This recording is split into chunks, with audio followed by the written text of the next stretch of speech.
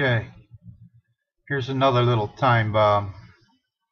Letter from John Thru, Senator, South Dakota, United States Senate.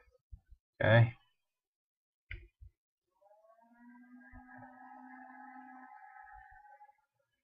Thank you for contacting me about the healthcare law. I appreciate hearing from you. Patient Affordable Care Act, Healthcare Education Reconciliation Act signed by President Obama March 23rd. Blah, blah, blah. American citizens purchase health insurance. Under this legislation, all citizens who choose not to purchase insurance policy will be subject to a tax that is greater of $750 or 2% of their taxable income starting in 2014. Law. The President promised that premiums would decrease by $2,500 and that if you liked your health care plan, you would be able to keep it. However, contrary to these promises, the average family has seen their health insurance premiums rise $2,581 since enactment of this law, and over 3.5 million people have had their health insurance plans canceled as a result of the law. Furthermore, the President pledged not to raise taxes on individuals making less than $200,000 and families making less than $250,000. However, according to estimates, here's your bomb. This is where the bomb's coming in. According to estimates of the Nonpartisan Congressional Budget Office, CBO, in April 2010, at least 77% of the individual mandate tax, Obamacare, will be paid by those taxpayers making less than $250,000 in the year 2016. On his way out of office, you're getting hit with a bomb, and you're going to be picking up 77% of this tab. Okay? So, you know what? The people that think they're even getting something, they ain't getting nothing. Now, Senator goes on to say that he fully wants to repeal the whole law. All right? This is what you got to deal with, people. It's got to go. But see, what you got to do is there's 46 senators that are responsible for this. You have to go after these senators. We'll get their names up here in a short. These 46 senators, during a time of war, voted to give the UN control of our arms and be able to tell the American people who, dictate guns to the people. Right? You need to find out, just punch these people's names in on the internet, find out everything about them in your state, and make all their dirty little laundry public. Find out who their family are, who their friends are. Go up and publicly embarrass them. Let everybody know what they are doing. They sold us out. They're taking and ushering us in. These 46 people are the ones that control Obama. If you get them out of office, he will go to jail. You will put him in jail, Holder in jail. These 46 people right here protect him. I can go on and on about their votes, but if you don't get it on giving up your arms to the who the hell is the United Nations that they should be able to control us? All right? And then you got their little X next to their names for the thing. It was literally treason to talk about disarming the American people during a time to war. He's given F-16s to the Muslim Brotherhood, and he's sitting there trying to take your guns. I know you lost your mind. If you love wealth better than liberty, the tranquility of servitude than the animated contest of freedom, go from us in peace. We ask not your counsels or arms. Crouch down and lick the hands which feed you. May your chains sit lightly upon you, and may posterity forget that you were our countrymen. The line in the sand, you know the time is coming. in the sand. Are you going to watch while we're fighting? The line in the sand. Just tell me now where you're going to stand. How much more you're gonna take it? How much more you're gonna fake it?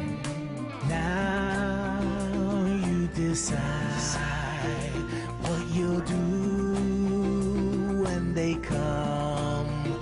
They'll come for you.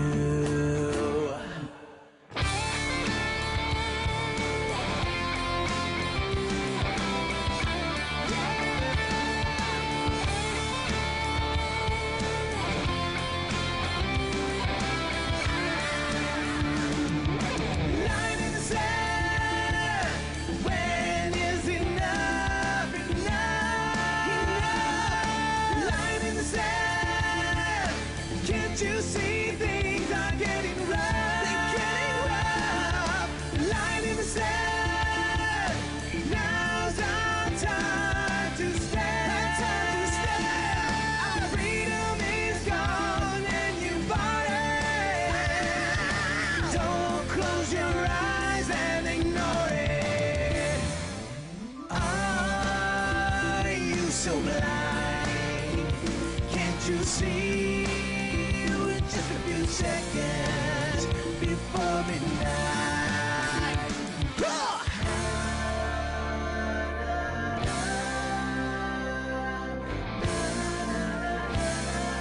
Just to clarify this. These guys voted against the Inhofe Amendment, which told the White House not to enter into this treaty. And countrymen under Kerry went and did it anyway and signed this thing.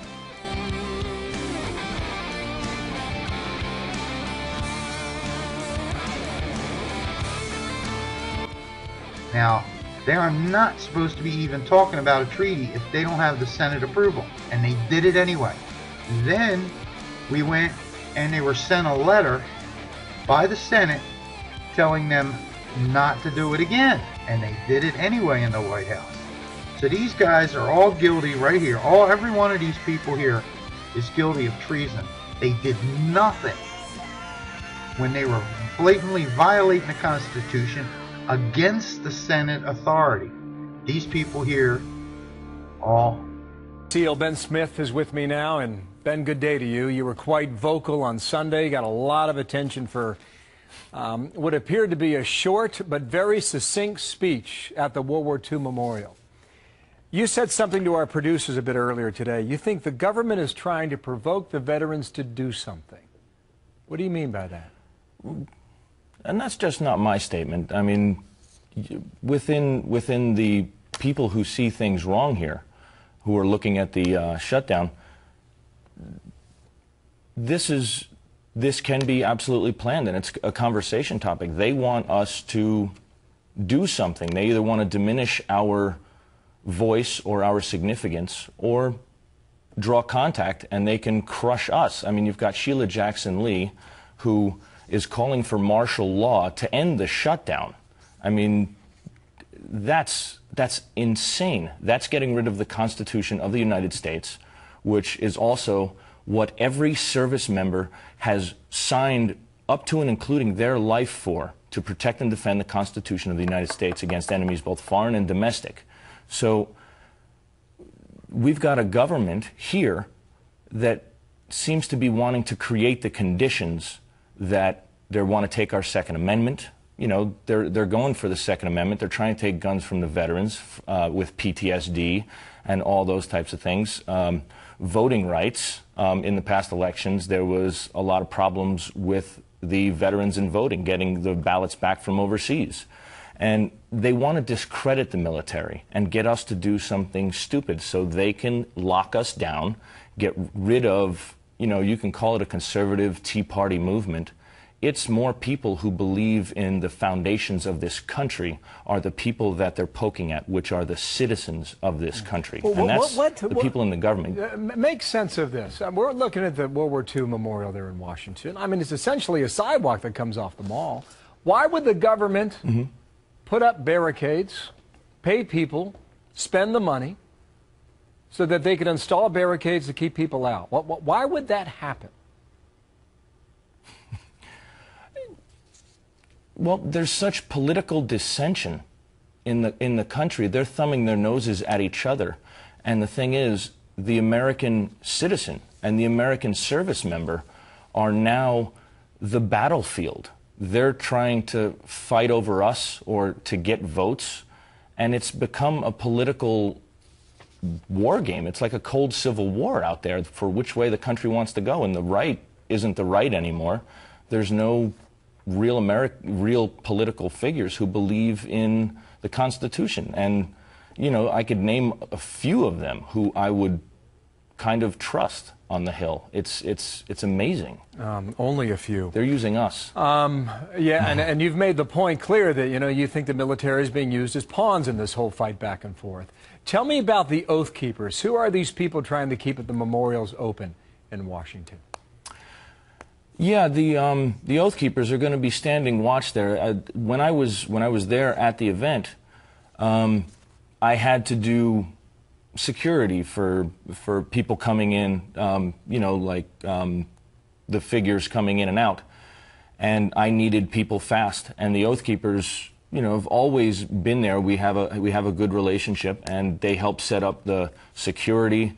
They helped. So they're kind of standing. They're kind of standing guard right now, right, Ben?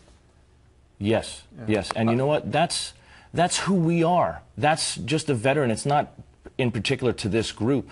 Any veteran who sees something going on, that's why you see in a lot of, within the movement or the protests that are happening on, I don't know, my side of the fence, whatever side that is, politically, I don't know these days. But there's no violence, there's no profanity, no one's there's drunk, they're not paid to be there, and there's respect and dignity. They're there just to keep order and everyone in line to be good. That's what they're there for. Well, you're in Knoxville, Tennessee today. I imagine you'll be in Washington again very soon, and we'll see what happens here at the memorial today. Ben Smith, thank you, and thank you for your service in Iraq in 2005 and 2006. This is for the service members who didn't come back. Thank you, Ben. Thank you.